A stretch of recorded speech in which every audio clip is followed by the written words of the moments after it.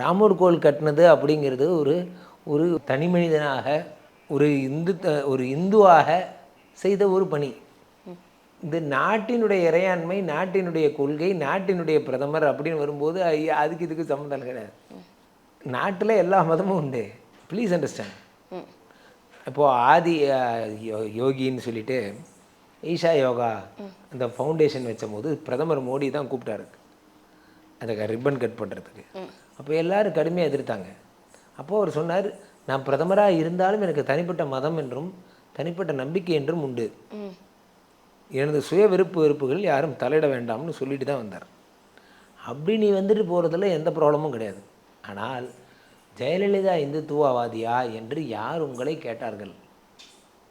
தலைவர்களுடைய பெயர்களை நீங்கள் தான் அவங்களுக்கு இது ஆடு பகை குட்டி உறவுங்கிற மாதிரி இருக்குது.